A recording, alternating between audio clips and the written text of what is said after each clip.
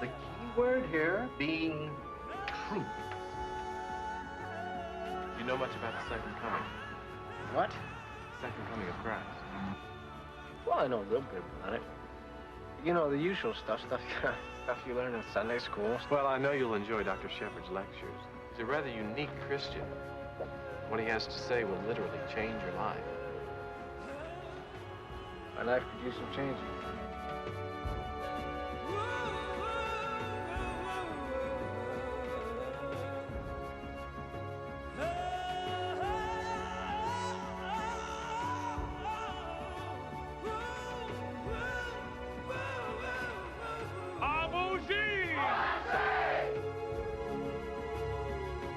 Hold it. I expect you to do what you're told. Now, if I or anyone else in authority tell you to do something, you do it as if you were doing it for Christ himself. But Nate, that's dishonest. No, I don't want to. I don't want to hear it. Now, you'll either follow the true parents or you'll follow Satan. Choice is yours. Don't you see, Joseph? It's deception, just like all the rest. We're your family now.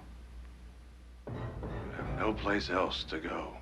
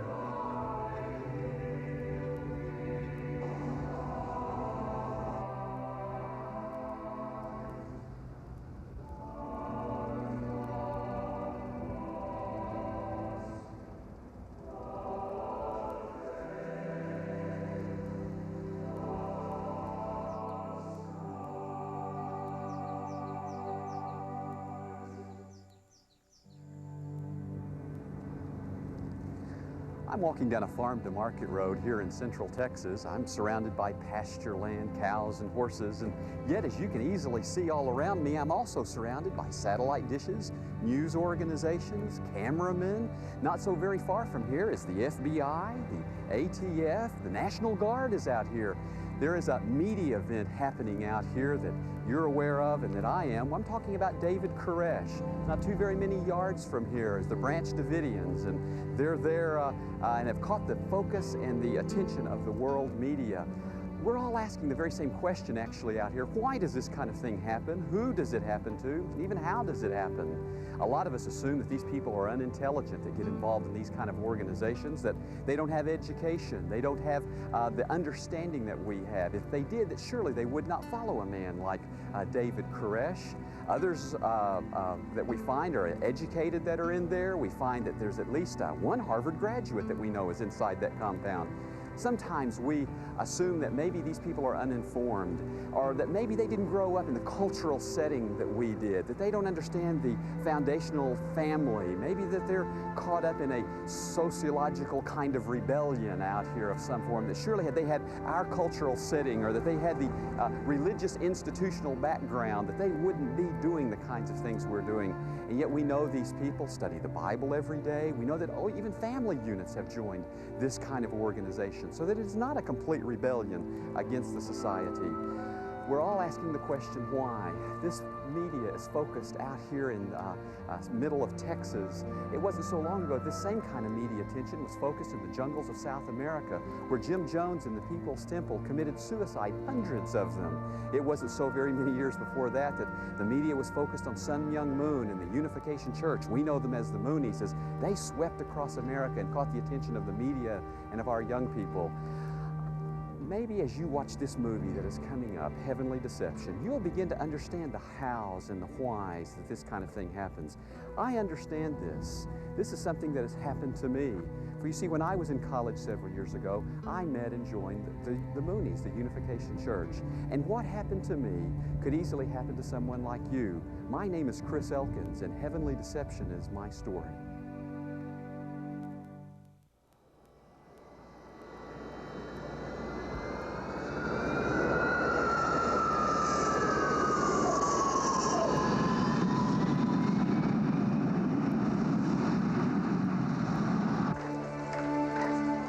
Flight 905 for Phoenix, Tucson, Los Angeles, now departing gate 25. Paging Mr. Walter Simmons. Mr. Walter Simmons. Please pick up the nearest regular phone. Taxi! Can you take me to the north side?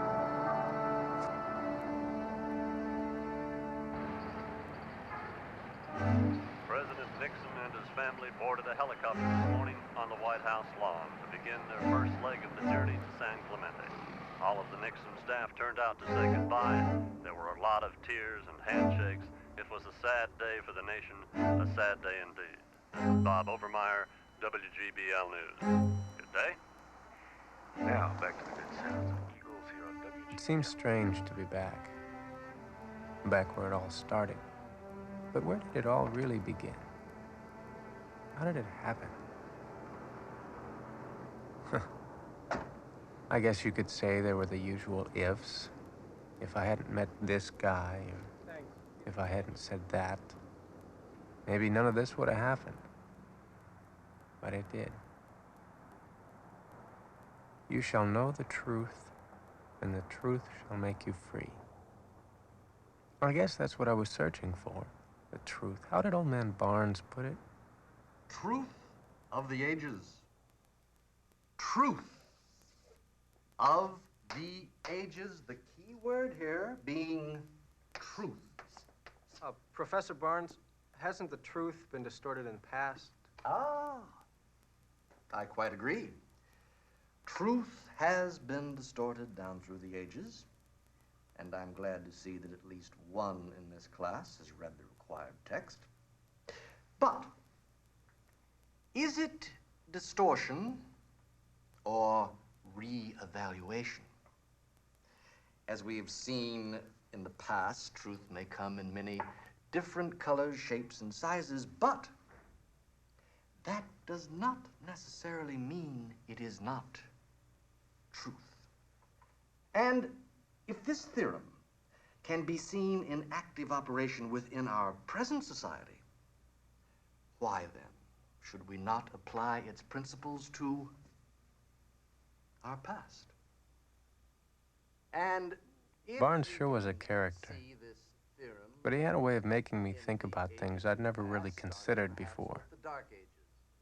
And then, That was difficult for Tom. He never took anything very seriously. age of discovery. He might have been my best friend, but philosophy never was one of his best subjects.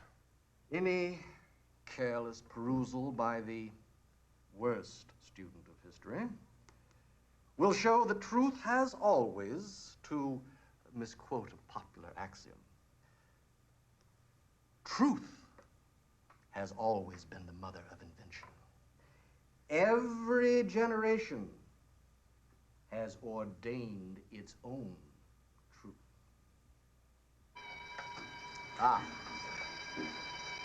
And so, in summary,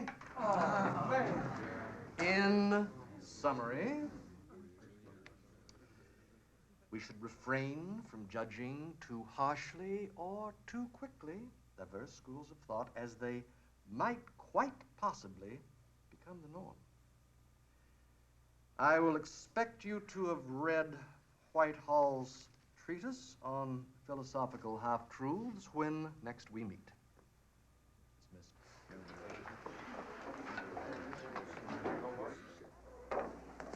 Oh, come off it, Tom. Come off what? You can't admit when you're wrong? I'm not wrong. You're just looking at the negative side like you always do. Oh, I do, huh? Yes. Well, maybe I'm just not as naive as you are. Oh, Well, what's that for? You told me yourself you were too open-minded. I did not. Oh, how quickly we forget. You did, too. Look, when are you going to get your act together? People use you. No one cares what's right or wrong or true or false. Take them, for example.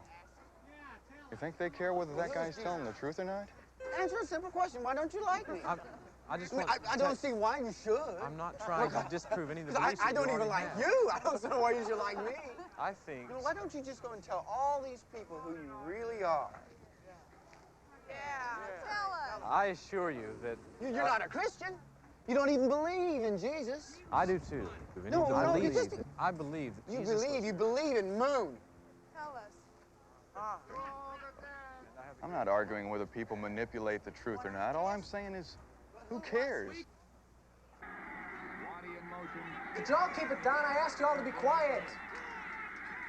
I'm sorry, Dad. There's no privacy around here. No, I just said there's no privacy around here. Yeah, but being president in this place doesn't mean a thing. Yeah, nobody listens to anyone around here.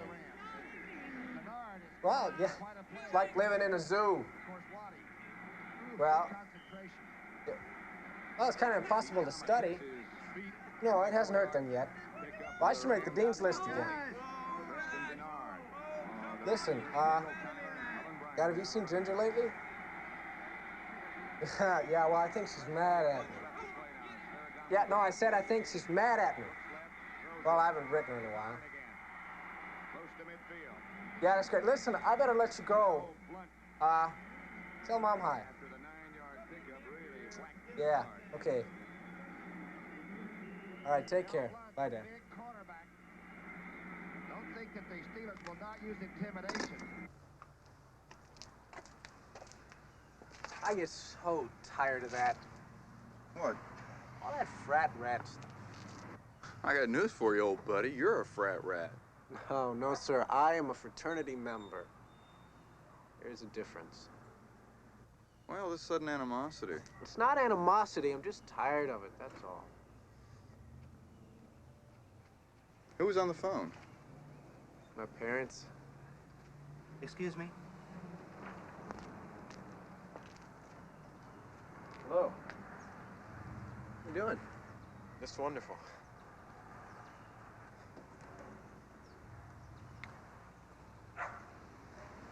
Oh, John Bull. Chris Go get a Elkins. Coke. You want one? No, thanks. You in quite a spot this morning. Well, that's the way it goes sometimes. You know, there's someone you should meet. He's a friend of mine. His name is Dr. Shepard, and he's lecturing here at the university for several nights. I don't really enjoy I don't hearing what know. he has to say. I'll probably... Dr. Shepard heads up our local chapter of the International One World Crusade. We're made up of Christian students from all over the world, and we're working to bring God into science, politics, philosophy, economics. Oh, that's interesting. All areas.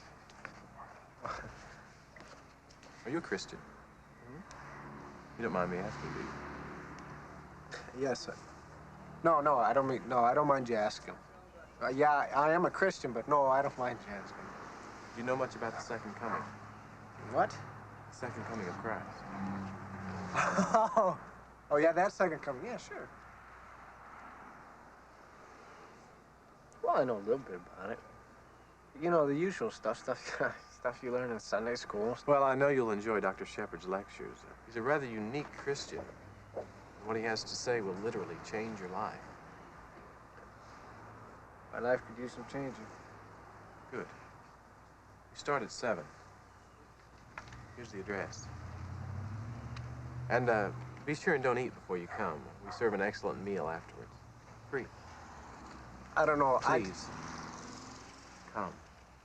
So many things in this world not worth your time. But this is.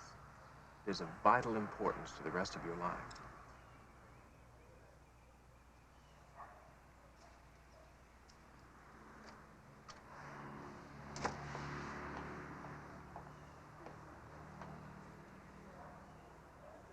What'd he want? Would you like a free meal?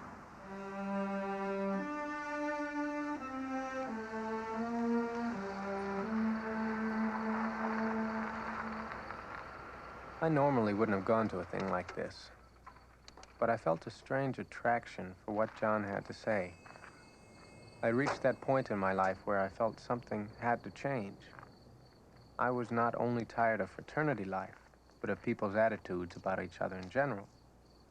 I also felt like I wasn't going anywhere. I desperately needed to feel like I was accomplishing something worthwhile.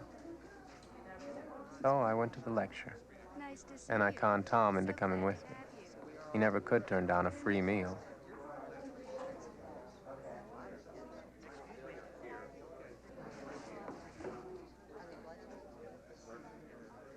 Nice to see Walking through that front door and being greeted by all those people was... How are you? Well, it was like visiting in someone's home. Everyone was warm and friendly.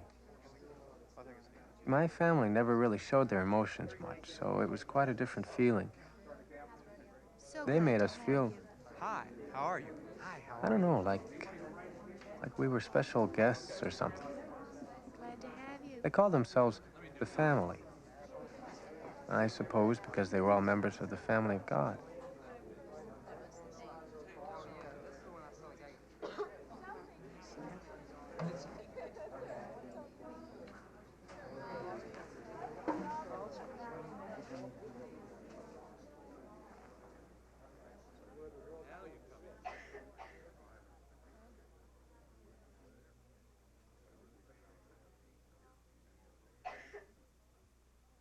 Good evening, my friends, and all our new friends who are here to find out about the family. Tonight, we are going to discover one of the most startling secrets ever uncovered in the Bible. It has to do with the fall of man. In the 3rd chapter of Genesis, God says, "Now the serpent was more crafty than any beast of the field." Let us keep that in our minds. But also think of what we've been discussing for the past several sessions. The lecture that first night was fascinating. I was especially impressed with Dr. Shepard and how easily he controlled everyone's interest and respect. The whole atmosphere of that room was totally different from that of the classes at school. A lot of my professors, like Professor Barnes, were considered jokes. Most people slept through his classes, but no one was sleeping in this group. Everyone's eyes were riveted on Dr. Shepard. He seemed to possess that special quality that sets great men apart. Edison, Einstein, people like that. They were all probably considered a little strange too, but they were geniuses. Over the next several nights, Dr. Shepherd spoke on man's sinful nature. He explained that the traditionally accepted version of the fall of man was not truly believable to intelligent people, that the vision of Eve being tempted by a literal snake with a literal apple was silly. Then Dr. Shepherd began telling us about someone named Reverend Moon. He told us how Reverend Moon had worked and prayed to find out why man was so sinful if created by a God of goodness. His prayers were finally answered, and now that answer was available to us. I was captivated by the whole thing. Tom never came back after that first night. Over the next several days, I tried to share some of the things I was learning with him, but he just seemed to get more and more irritated by my interest in the family. For the 4th time, are you going back? I don't know. You're going back. Why are you making such a big deal out of this? I'm not making a big deal out of it.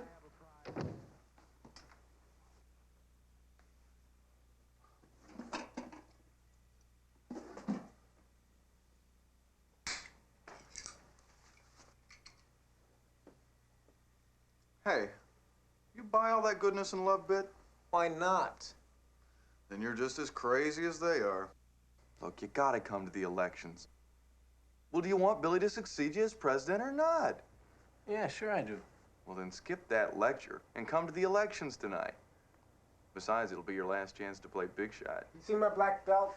Nah, never mind, I got it. You know, I've been thinking the way to handle these elections. What are you getting dressed up for? Just thought I would. Since when do you dress up to go to elections? I gotta run some errands. Where are you going? A couple places. I gotta go. I'll see you later. Hey, Chris. As you recall from last time, the fall of man was the result of sexual sin. And because of this, mankind was conceived into a relationship based on Satan, not on God. Now, man must be restored to that relationship.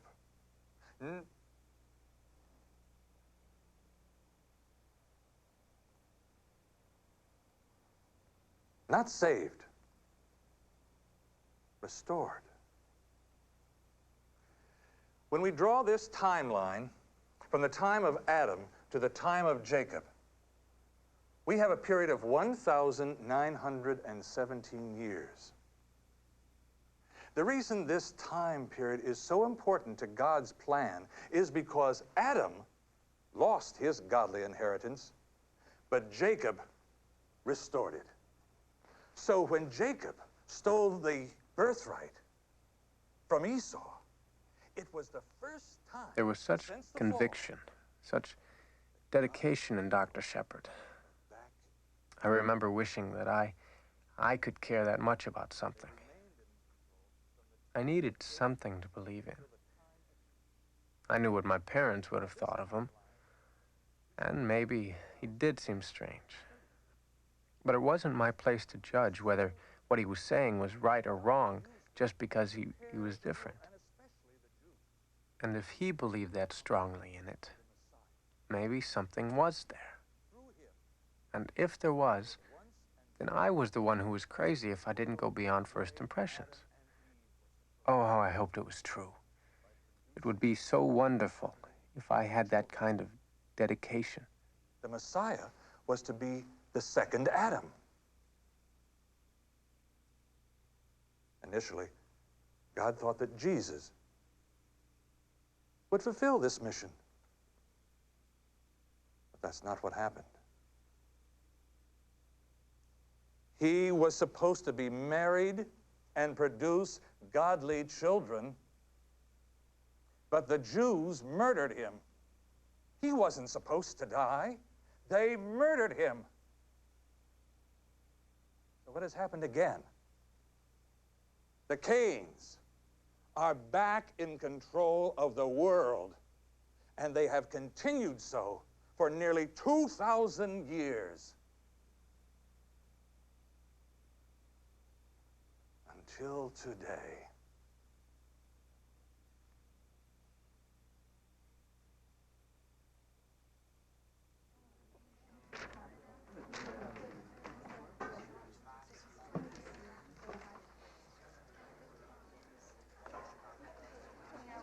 Hey, Chris, over here. Sorry I'm late. I was afraid you didn't get my message. I almost didn't. When I came in this morning, it had fallen off the door. Where were you last night? Well, the meeting wasn't over till late, so I just stayed. No, I mean, why weren't you at the elections? I'm sorry, Tom. I just didn't make it. I know you didn't make it. Where were you? You know where I was. I don't believe you. I told you how important this was. Yeah, I know. And I'm sorry, okay? Okay?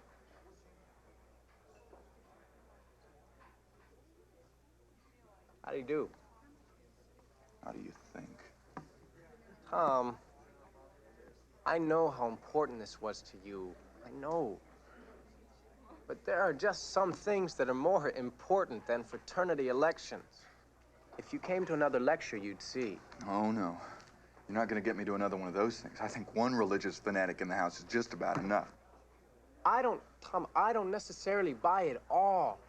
It's just that, I just remember that in Sunday school, they used to say, you can always judge a tree by its fruit, right?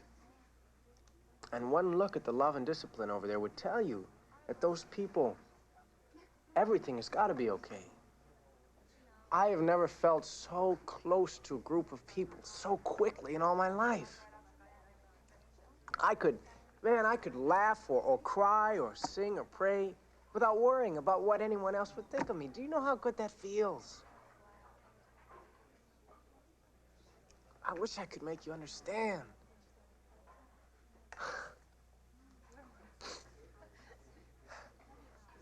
If God is love, I think God is with them.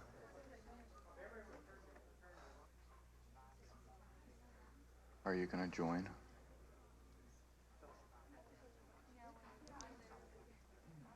They asked me.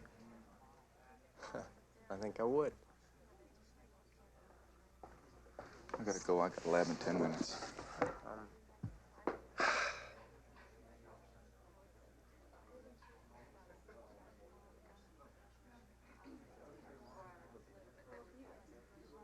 Hello.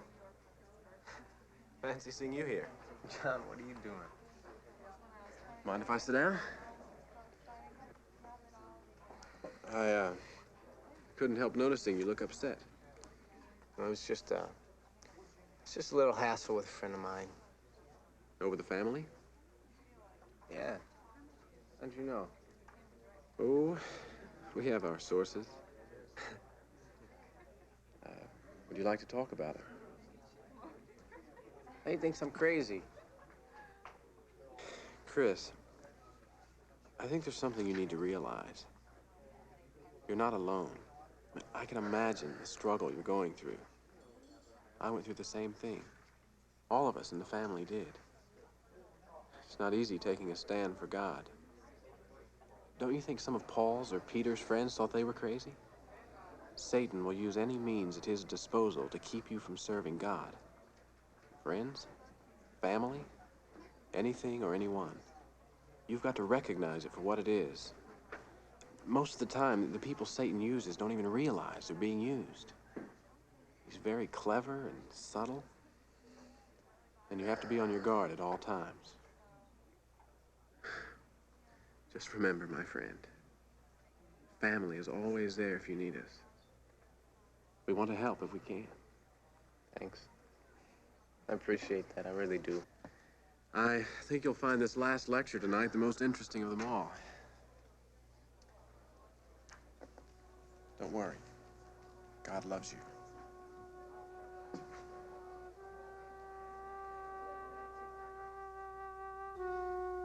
When I arrived that evening, I was surprised to find the house empty. It was sad to see a place where I had witnessed so much love and warmth so empty and cold.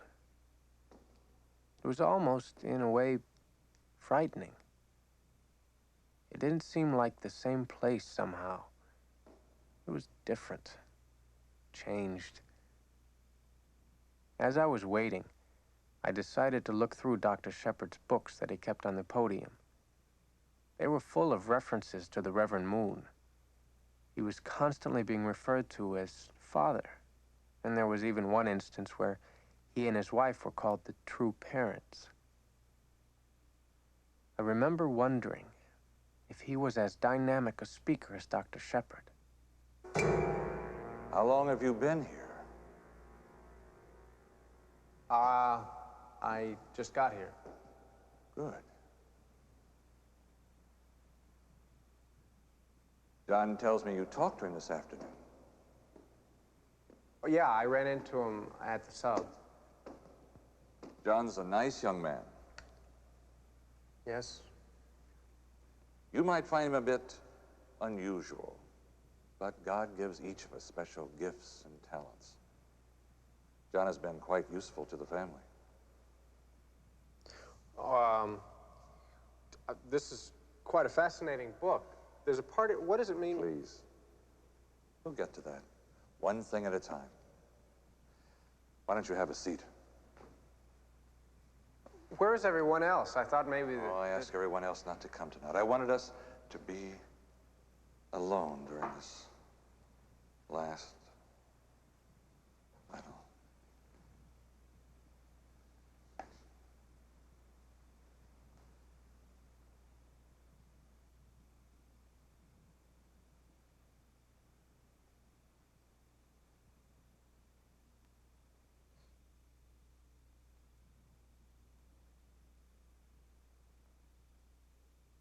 Chris?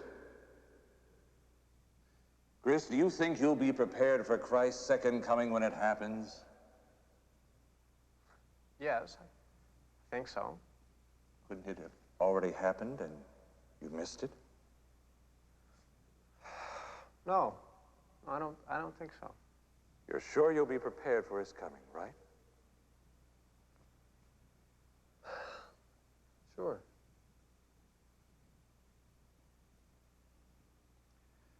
Chris, imagine you and I lived 2,000 years ago, the time when Jesus first came. If we had been Jews then, I'm sure we would have been prepared for the advent of the Messiah. Imagine that one day one of your Jewish friends came to you and said he thought that a Nazarene carpenter was the Christ. What would you have said? I would have said he was crazy. Well, that's understandable. Jesus did not come as the king the Jews expected. Even though they had prepared for him all their lives, even though they lived for the day, many of them missed him. The same is true today. Most Christians are prepared for Christ's return. But couldn't they also miss him just as the Jews did? Let me show you something. We know that Christ will come from the east. It tells us that in Revelation. But will he come to us on clouds or in some unknown way? Perhaps the clouds are just symbolic, like the apple and the snake in Genesis, you remember. Sure. Okay. Our timelines show us that God has sent a major messenger to us every 1,917 years to 1,930 years since the beginning of mankind. Now, could it be that a child was born in the East between 1917 and 1930 who was the Christ? It would have been easy to miss him. I mean, after all, Jesus identified John the Baptist as having come in the spirit of Elijah. John assumed the spirit and the mission of Elijah, yet he did not come in the same physical body. The same will be true of Jesus when he returns. He will not come in the same physical body. So, if Christ were born in the East between 1917 and 1930, he must be alive today. What could be more important than knowing him? It's like living at the time of Jesus. What could be more important than knowing and following Christ? But Joseph, who is he?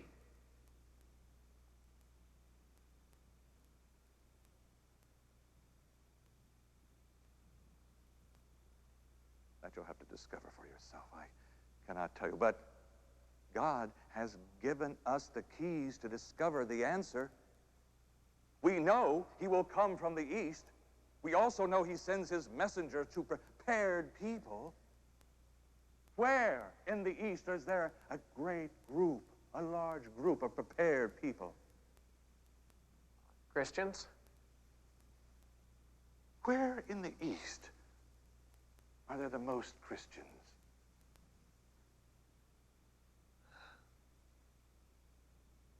Korea. Right. If Christ were born in the East from 1917 to 1930, he must be at least 66 years old or as young as 43. If he's that old, he must have a worldwide mission organization. And one more distinguishing feature. God always sends his messengers who will be rejected and persecuted in their own times.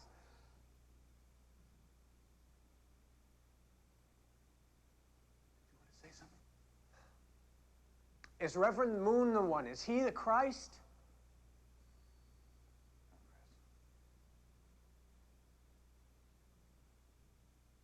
Chris, pray to God. Ask him. I cannot tell you. After all, in Matthew it says, believe no one who tells you, lo, there is the Christ. Joseph, do you believe Reverend Moon is the Christ? Now, if I told you what I believe, you might believe because I do. I don't want to be responsible for your decision. Now go and pray about it. Come back tomorrow.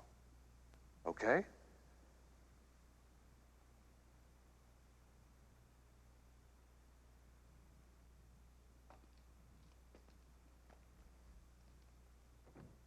Father will be pleased.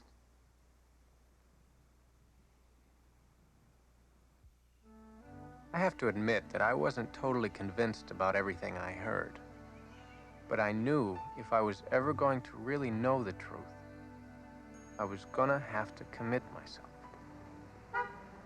So I joined the family.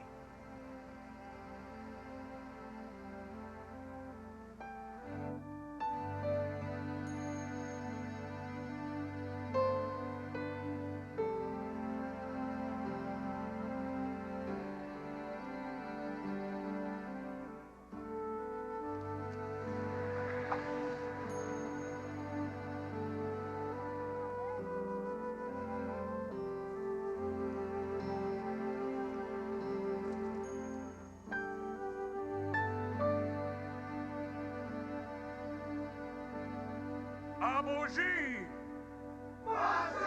Abouji! Abouji!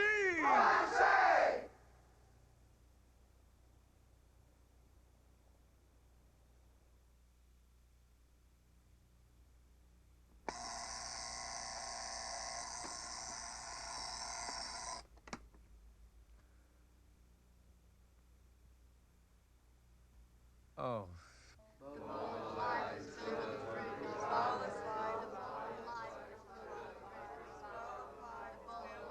Sorry I'm late.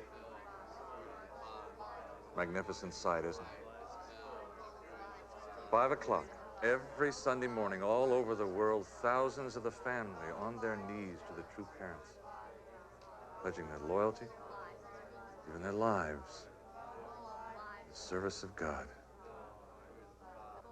Magnificent. Joseph, I'm sorry I'm late. I slept back. Chris, how long have you been with the family now? Oh, 6 or 7 months, I guess. Are you happy? Yes. Good. The master is starting a leadership training school at Wyndemere, an estate the church owns on the Hudson River, upstate New York. The master wants all the brothers with leadership capability to attend. I'll arrange for you to go as soon as possible. Me? Me? Didn't I read on your application that you were quite involved with the Young Republicans and other political activities? Yeah. I presume you like the idea. Oh, do I? Wherever you need me, that's where I'll be. That's the right attitude. You've learned quickly.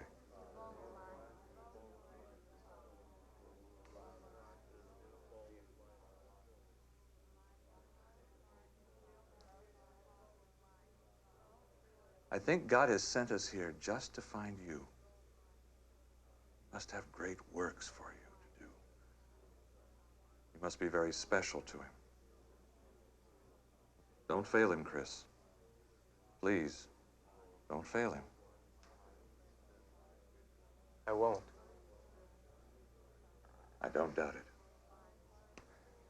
Joseph, I was wondering, since I'll be going to New York, I was wondering if I might go by my parents first. My brother's graduating this Saturday, and I thought maybe I could tell them where I'm going. They might wonder where I am. Chris, there is great freedom in letting go. I have the feeling you're sitting on the fence in respect to your parents. You have to choose one side or the other. You're either in the service of God or Satan. Maybe I shouldn't tell them. No, that would be dishonest of us. But you must tell them in the right way. Do not sound unsure of yourself. Be forceful. Be firm. Now go and pray. And tomorrow, I want you to go and visit your parents. But I want to see you at Wyndemere by the end of the week, okay? Okay. Chris, there's something else I want you to know. If you ever try to leave the family, I will personally come and get you wherever you go. Even if you don't come back from your home, I will come and get you. We're your family now. Remember that.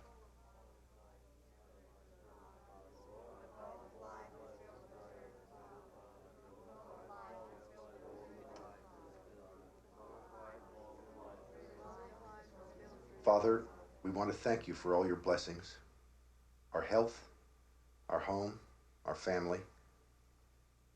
We want to thank you also, Father, for bringing Chris home in time for Jim's graduation. And we ask that you bless his life and everything.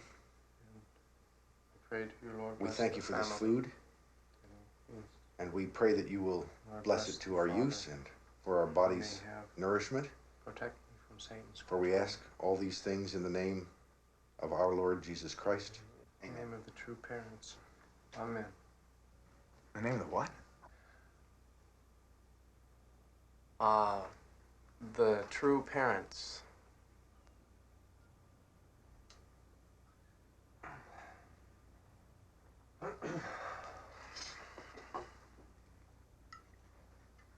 Well, what are you and Ginger doing this weekend? We thought if it was all right with you, we'd go sailing and borrow the boat. Is that all right with you, Mother? Sounds all right. It's been a long time since we've been sailing. You still remember how? Oh, come on, it's like riding a bicycle. You don't forget how to sail a boat. From what I remember, you still can't ride a bicycle. Now, you stop kidding your brother. Chrissy was always our best sailor. I always thought so.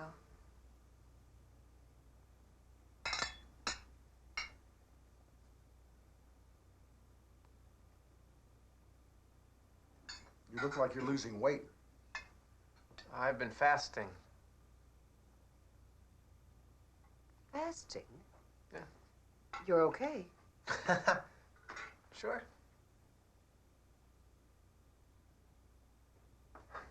They think this moon's got control of your mind, is turning you into a raving vegetarian.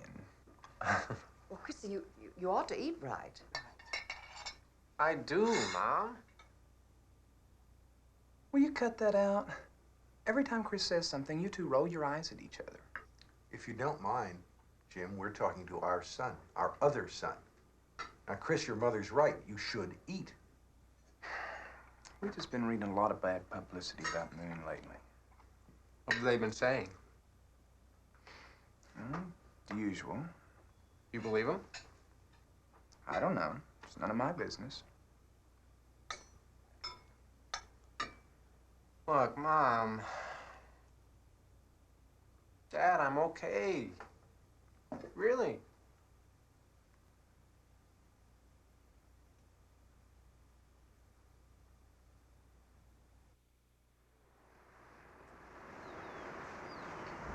Like old times. Do you remember when we came out with Bobby and Brenda? Yeah, and Bobby fell over the side. Whatever happened to them? Oh, they finally got married. Oh. I think they're living in Seattle now. Imagine that, married. Yeah.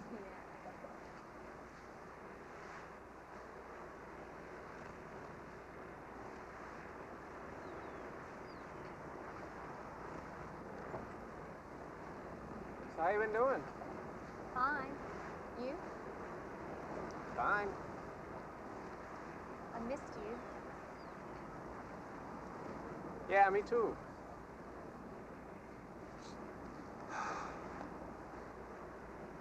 You've changed.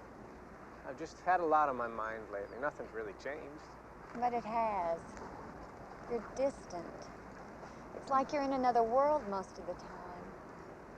And all you talk about is the family. Oh, Ginger. It's true. You know, you must have been talking to my parents. You should have heard them when I called them and told them that I was going to join the family. How did you expect them to? Well, a little support, a little love. Chris, they love you. They just can't stand to see what's happening to you. What is happening to me? Nobody seems to really have the slightest idea of what I'm doing. Okay, what are you doing? I'm serving the Lord. So you really do believe Moon is the Christ?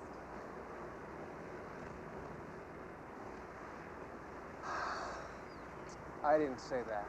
Well, isn't that what the church teaches? Don't tell your mom I told you this. But I went with her to one of the family's lectures here in town. When she tried to ask questions after the lecture, they ushered her out the door. Yeah, I've seen the type. They're not really interested in the truth. Your mother?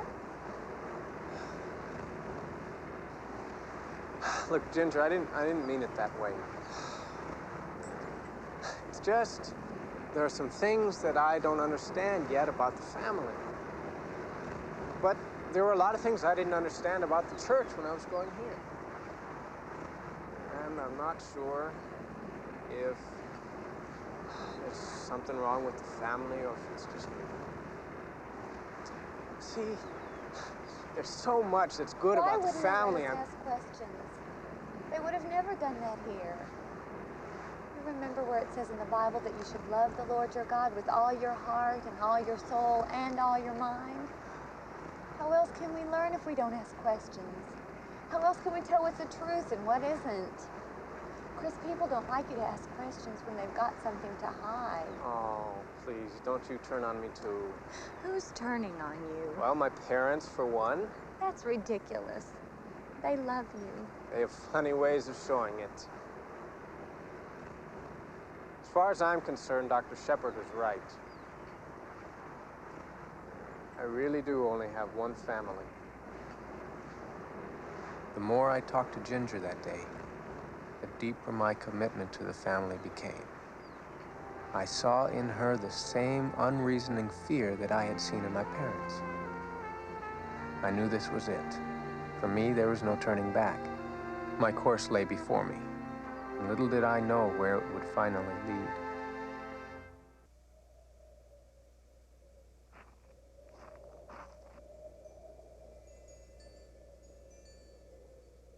Wyndemere. Wyndemere. That name kept going over and over in my mind, like some distant, promised land, flowing with milk and honey, where everything was good and honest and decent. And it was there, waiting for me. Hold it.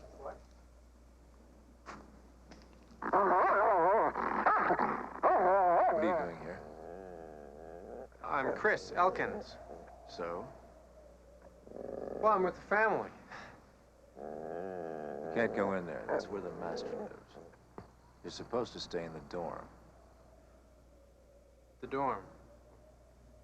Just follow that path. There'll be someone down there to show you where your room is. Okay, thanks.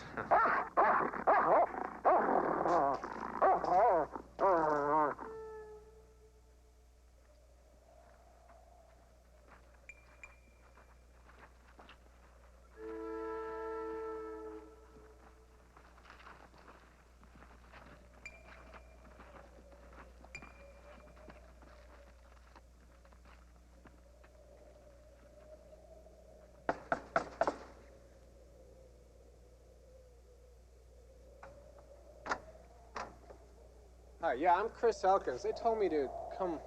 Is this the dorm? Yeah, come on in.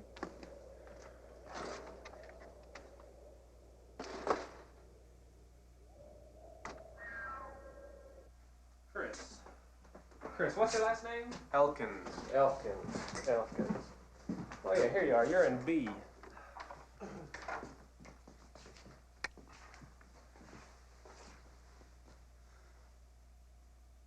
This is it? Yeah, this is it. Make yourself comfortable. Where's everybody? New York. Fundraising.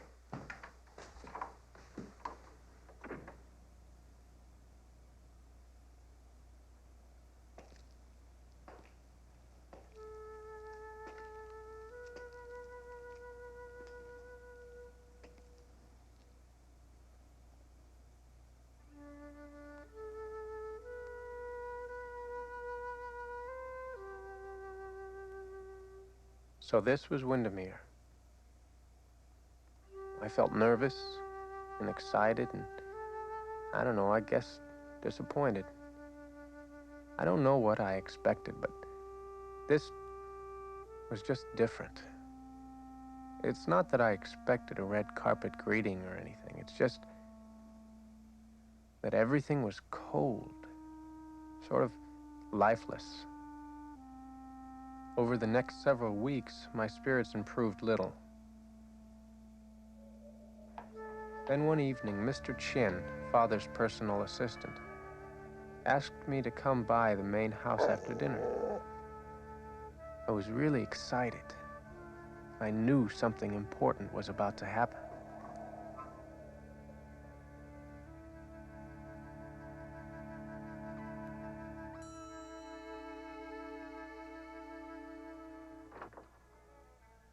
Joseph.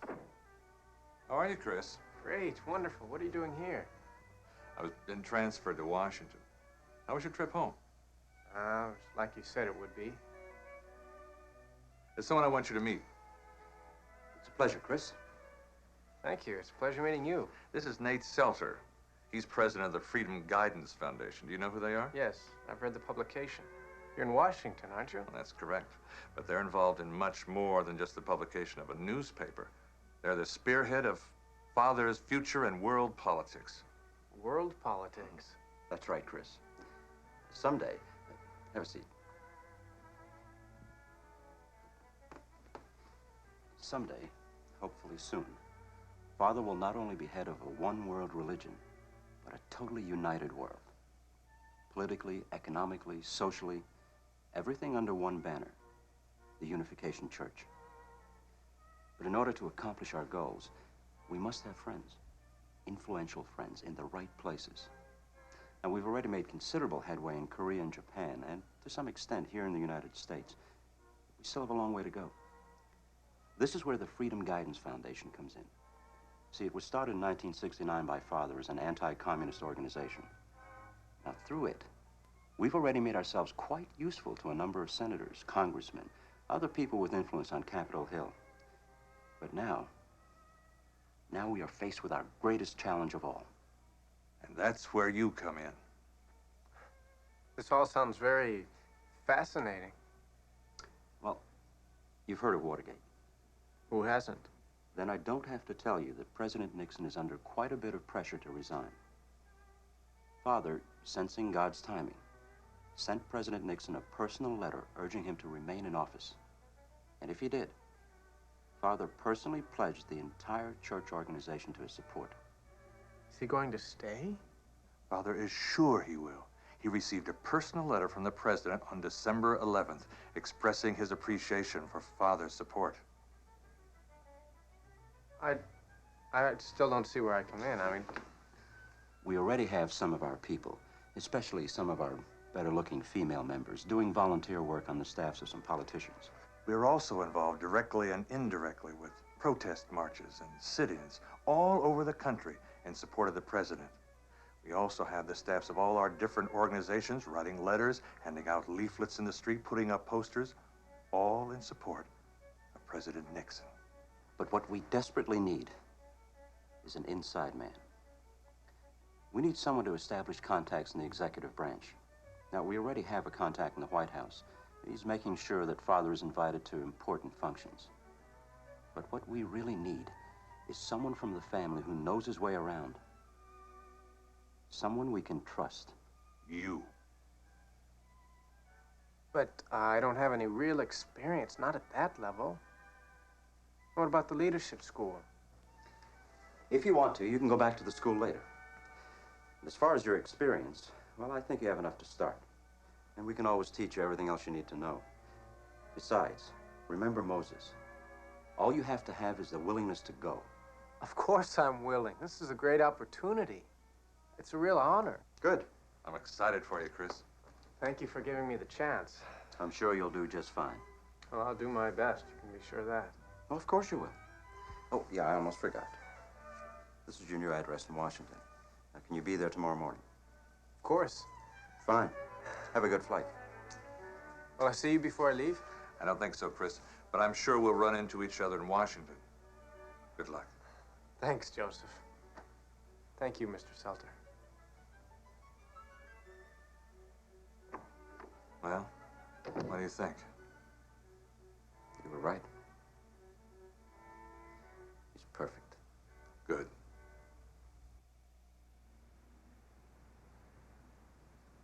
During the next week, I immersed myself in our Washington operation.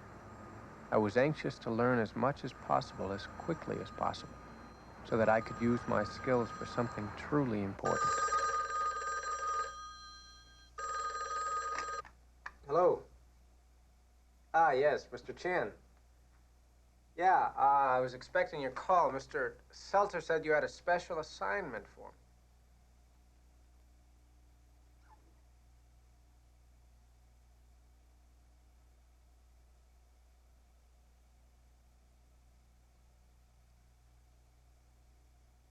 I'm sorry. What'd you say? Yeah. Yeah, with pencil.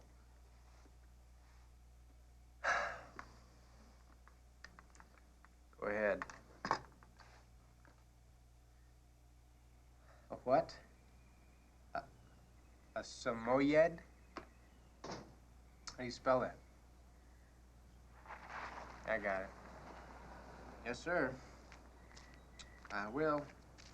As I can. A real special assignment. Mr. Chin had me run all over Washington looking for a pet store that had a samoyed, a large, solid white dog.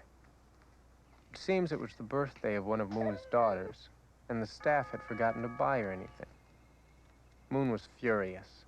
She specifically wanted a samoyed, and they couldn't find one in New York. So they called me, their inside man at the White House. Too late. What? You're too late.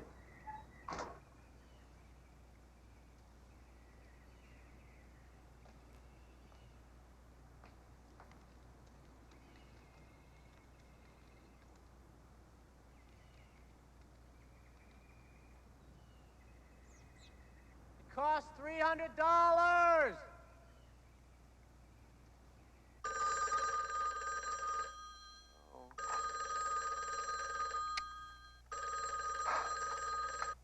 Yeah, hello. Chris? Yeah. Nate Selter. Did you handle that assignment for Mr. Chin? Yeah. Yeah, I did. You know what he had me do? He had me spend all day searching Washington, D.C. for a $300 dog. They had me fly it to New York and then carry it all the way to Wyndemere in a taxi. Just to tell me that he no longer wanted it. All told, that dog must have cost $600. Is that right? Yeah. Listen, I have another assignment for you. Oh, great. Another dog. What'd you say? Nothing. Dog's here, and I was just talking to him. He was chewing on some furniture. Come here. Oh. Well, look, I want you to meet me in the Senate office building in the morning. Room 1425, 6 a.m. 6 o'clock. Oh, it's just after 3. I just got to bed. You've only been in Washington 1 week. You already tired of your job? No, I'll be there. See that you are.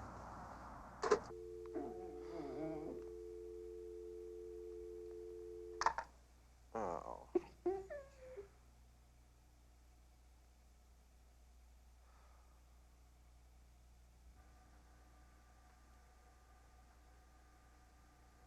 Interesting. Very interesting. All of the people you're looking at are with the family. Now, those rallies were staged at various places all over the country. Phoenix, Washington, Dallas. How large were the groups? Oh, usually several hundred. Now, all put together by our Freedom Guidance Foundation. Plus, we're also in the process of placing full-page ads in every major newspaper across the country, all voicing support for the president. It's impressive. Now tell me again about the different front organizations that we have available to us. Well, of course, we don't like to refer to them as front organizations. They're just groups whose association with the church is best kept secret. You know how people are. That I do. Well, of course, Mr. Selter went to great lengths to explain to the senator who we were and what we could do for President Nixon. I had to admire the senator. He was very businesslike and got right to the point of what Mr. Selter and Reverend Moon wanted in exchange for their help.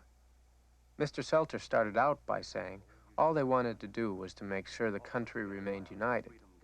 But what he ended up saying was he felt sure President Nixon and Reverend Moon had a lot of common interests and that they could be of benefit to one another. I was amazed. I fully expected the senator to throw us out. But instead he smiled and said he felt certain something could be worked out to everyone's benefit. I don't know what it was, but I never really felt comfortable around Mr. Selter. There was something basically distrustful about him. He noticed that I seemed unhappy, and he asked me if I was still upset about the dog.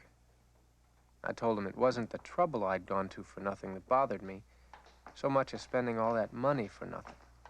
It was the lack of integrity that bothered me. Mr. Selter didn't seem too pleased with my observations. let me get this straight. You're telling me that you feel you have the right to arbitrarily decide what you will do and won't do? Yes, I think so. Then we'd better talk.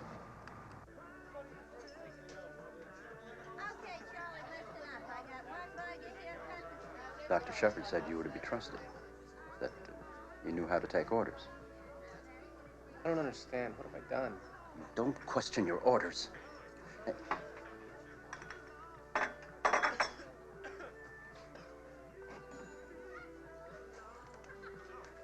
Thank you. Father says he wants a $300 dog. You get him a $300 dog. Now, if he wants a senator or a president, you get him those two. Dare you question your orders? I didn't mean to question. But you don't expect me to do something that's wrong. I expect you to do what you're told. Now, if I or anyone else in authority tell you to do something, you do it as if you were doing it for Christ himself. I'm sorry. Sorry, I didn't mean to question. In your authority. I'm interested in whether or not you're going to do what you're told.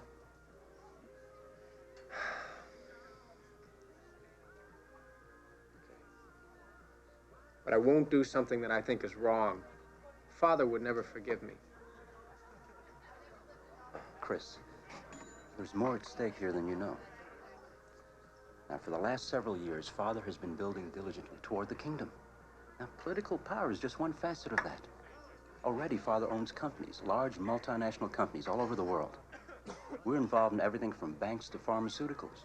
We've built schools, held scientific seminars attended by some of the foremost scientists in the world, conducted cultural exchanges, published newspapers. Now, all of this, medicine and the schools, are vitally important if Father is to be recognized by the world for who he is. Yeah, but it just seems to me like we're going about it in the wrong way. I mean, supporting Nixon, for example. I mean, I've been reading a lot about Watergate, and I've talked to a lot of people, and I think he's probably guilty. So?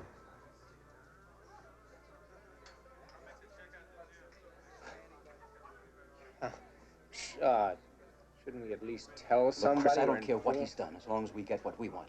But Nate, that's dishonest. No, I don't not. want. We're being I don't want to hear it. Now, you'll either follow the true parents or you'll follow Satan. The choice is yours. Here's the check. I'm very disappointed. You're disappointed. What about me? He treated me like a child. Calm down. There's no reason to be upset. I know Mr. Selter can be a little strong-willed sometimes, but he's not unreasonable. He's not. I don't even know why I'm arguing about this. It's not really what's bothering me.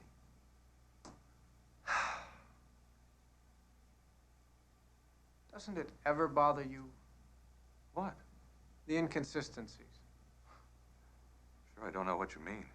1 minute, we're preaching truth and love and God's kingdom on earth. The next, we're selling flowers on street corners, telling people working for a drug rehabilitation program. Chris, you know as well as I do that some of our members are former drug addicts. Yes, but that's not where the money goes. It comes here to buy dogs and politicians. Don't you see? It's wrong. It's deceptive. I hardly think that deceptive's the word. What about Nixon? I confronted Mr. Selter with the fact that Nixon is probably guilty. Do you know what he said to me? So, he said he didn't care if Nixon was guilty as long as we got what we wanted from him. I couldn't believe it. Someone's going to have to tell Father what's going on. He already knows. It's his plan. He knows Nixon's guilty. We all do.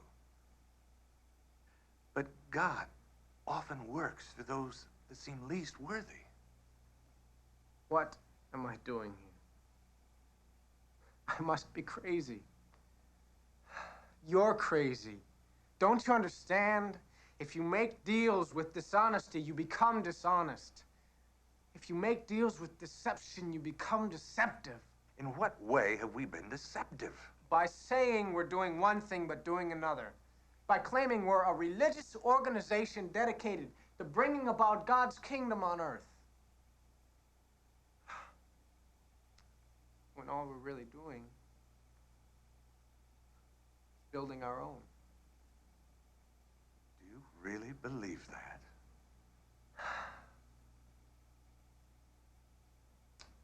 Let me ask you something.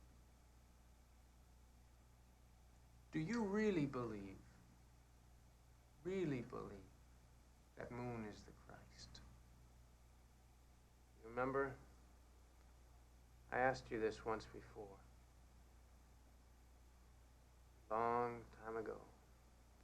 Yes. I remember. I had such hopes for you. Yeah, me too. You still haven't answered my question. Is Moon the Messiah? You don't really want to know the answer. Yes, I do. I really do.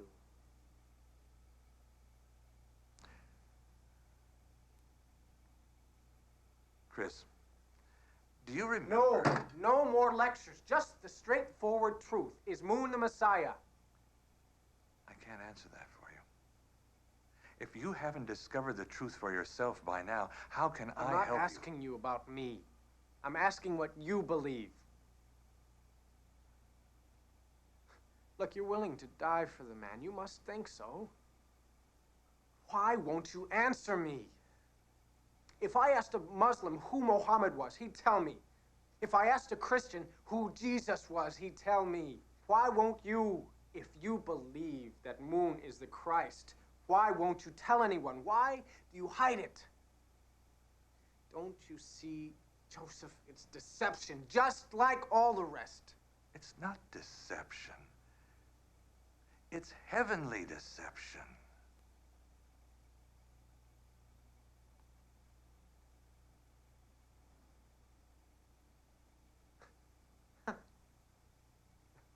Heavenly deception. I don't believe it. What in the world are you talking Chris, about? do you remember when I showed you that Jesus didn't fulfill his mission? Yes, but... Because Jesus didn't complete his mission, Satan controls the world. He has deceived everything good into evil. Now God must deceive evil back into good. That's heavenly deception. But listen to what you're saying. You're saying it's all right to lie and steal and cheat in order to rid the world of lying, stealing, and cheating. Don't you think that's a little inconsistent? With what? With who God is. You don't really believe that God would deceive anyone for any reason. If it was necessary to bring about his kingdom, yes.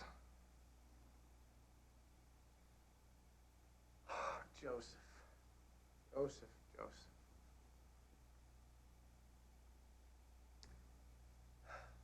Only men deceive men.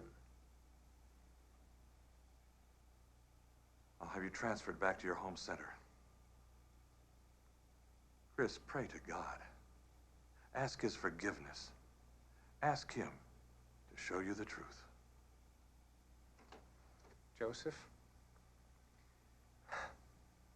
that is the first bit of good advice you have ever given me.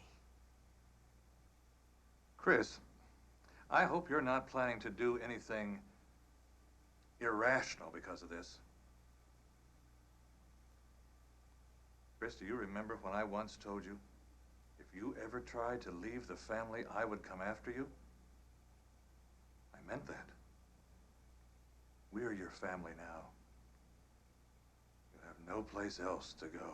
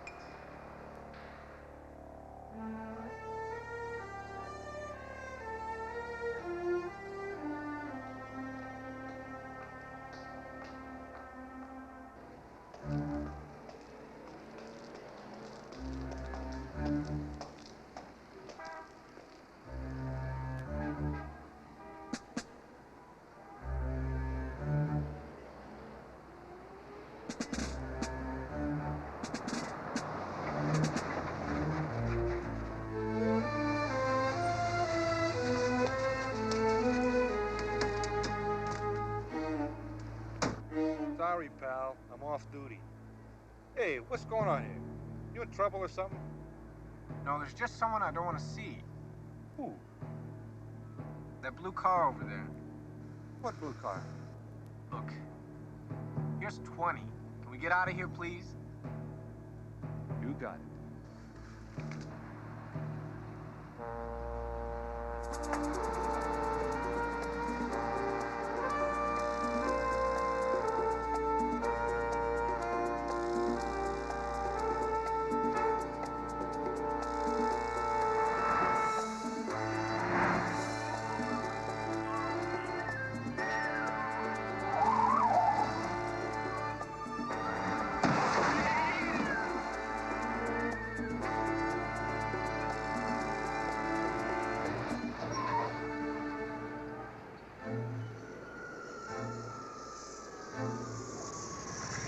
Flight 177 from Norfolk LaGuardia Airport, now arriving gate 11.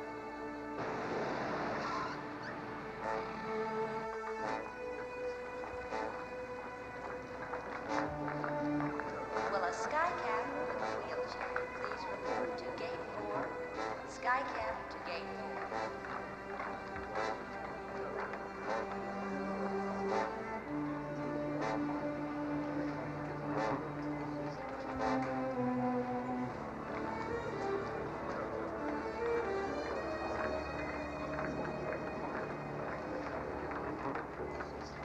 Chris, wait! Chris! Hey, hold it. No, I've got to talk to a friend of mine. I'm not going on the plane. I've just got to talk to him. Look, before he gets on the plane, I've got to talk to him. Just let me get through this. I've got to talk to him. I just wanted to talk to you! Talk to you! Talk to you! Talk to you! Jesus failed. He wasn't supposed to die. They murdered him. Chris, Jesus gave his life. No one took it. Anyone who tells you different is trying to deceive you. It's not deception. It's heavenly deception. It's heavenly deception. You shall know the truth, and the truth shall make you free. That's where it began, in a search for the truth. But it wasn't the search that was wrong, just where I searched. And I guess letting people obscure my view of the truth. Everything Ginger said to me on the boat that day now begins to make sense. And I know that if I'm ever going to find the truth, I'm going to have to walk in that door.